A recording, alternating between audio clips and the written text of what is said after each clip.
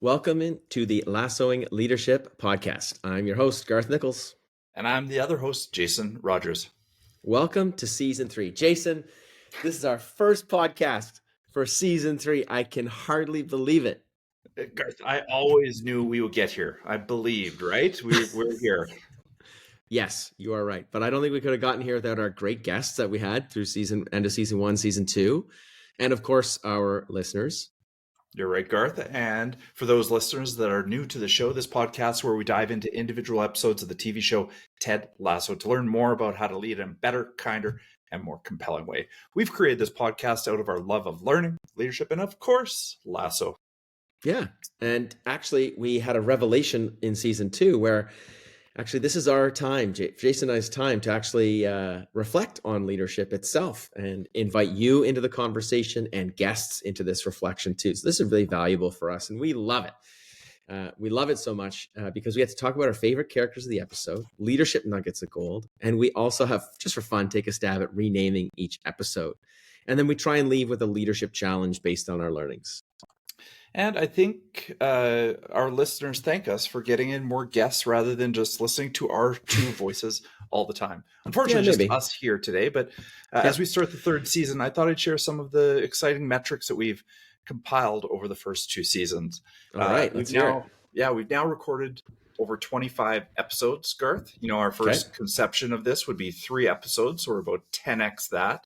It's impressive. We've had a dozen guests join us to date, and I think we'll have that many more in season 3 alone. We've created 10 hours of content. Okay, so a lot of talk. As far as our listeners go, Spotify alone, we've welcomed nearly 150 subscribers, and we have over 3,000 episode downloads. Our impressions continue to climb and now stand at 7,000 impressions over every 30 days. And if we knew what those impressions actually meant, that would be even more impressive. Yeah, I agree with you entirely. But this is my favorite stat of all, is that somehow we've been listened to in over 35 countries. And the amazing news is that less than half of our listeners are on Spotify. We're most popular on Apple Podcasts. So I'm guessing our metrics are the same or even greater on Apple. So pretty wild. Pretty exciting to be doing this with you, Garth. I really appreciate each and every week. Look forward to the season. What about you, Garth?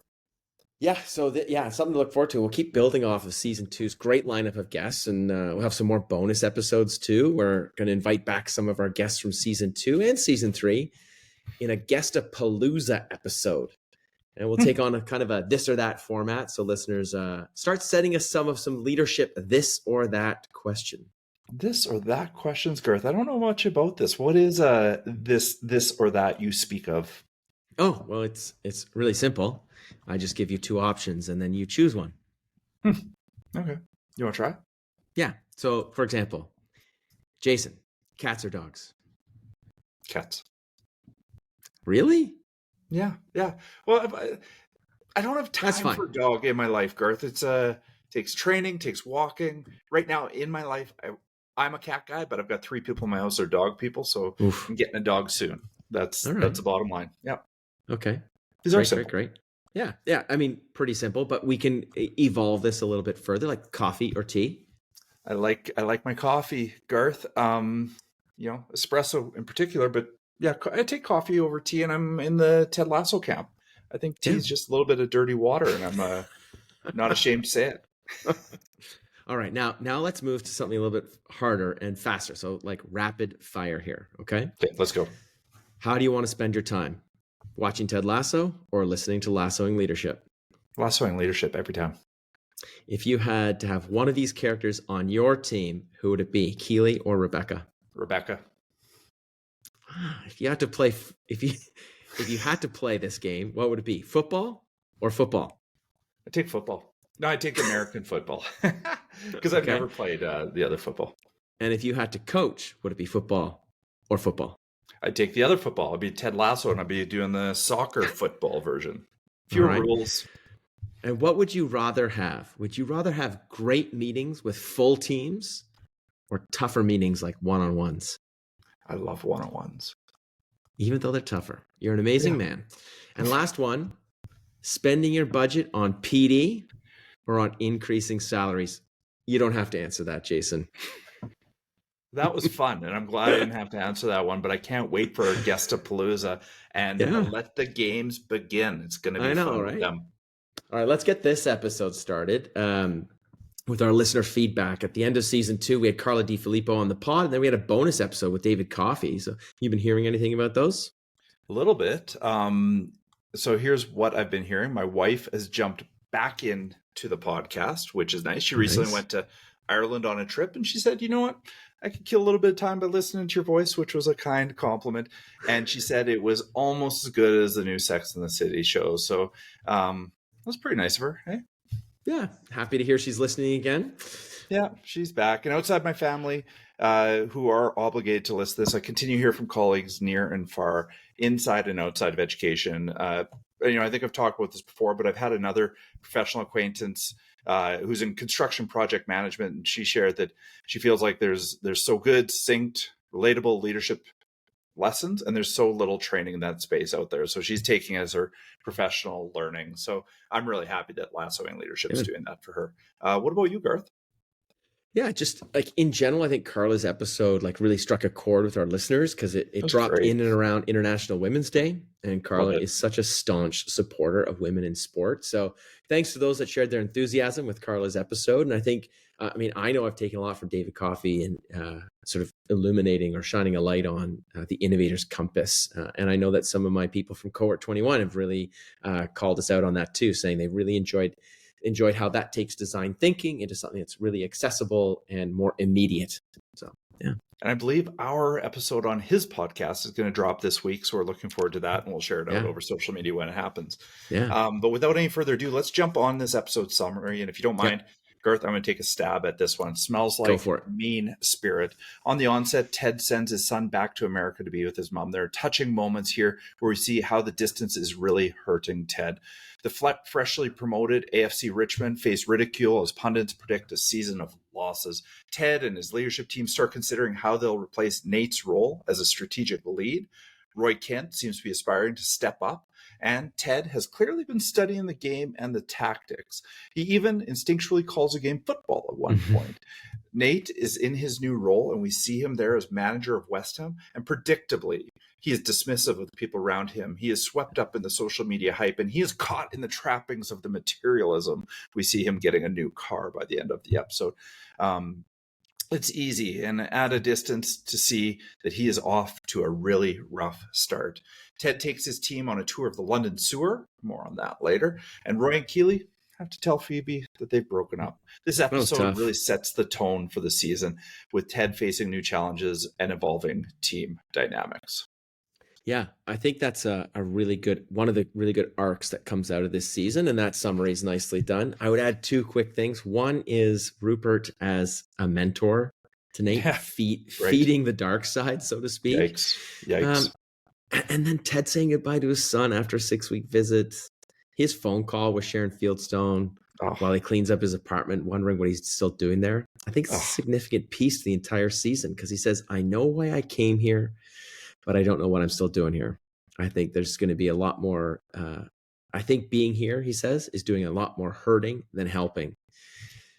Really interesting as a leader, as a coach, reevaluating his position, what he brings. So, yeah. Well, it's poignant, and I think we all go through that at some point in our leadership, and you definitely feel it with Garth here, or you feel it with Ted here. Yeah. So great points, Garth, and it kind of sets tone for this episode. Yeah.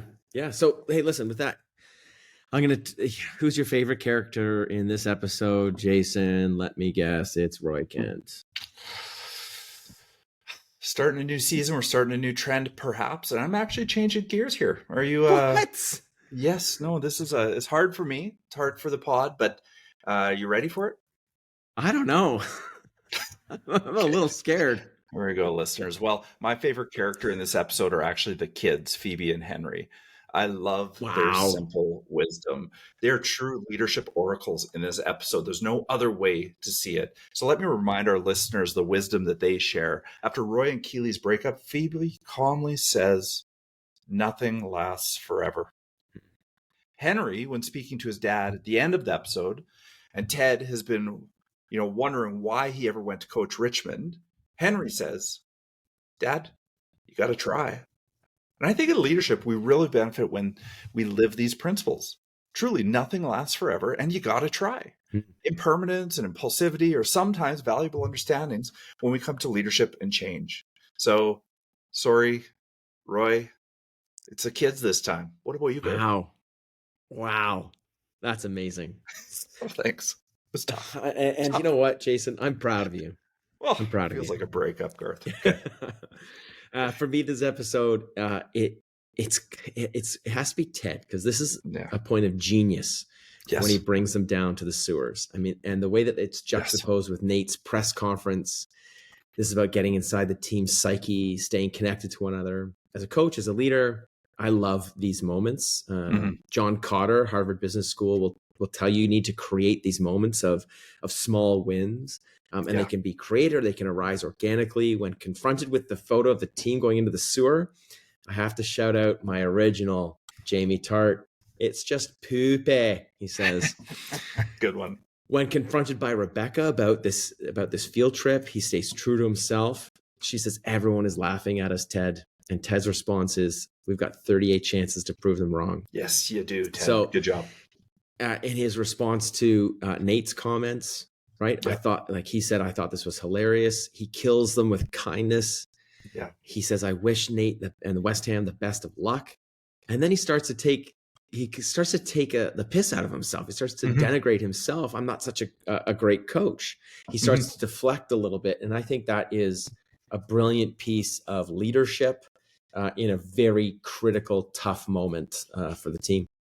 There are moments here. If you are a listener and you haven't watched this one in a while, get back to this episode because it is very, very sharp. And with that, Garth, I'm dying to know what's the leadership lesson you're going to bring to us this episode.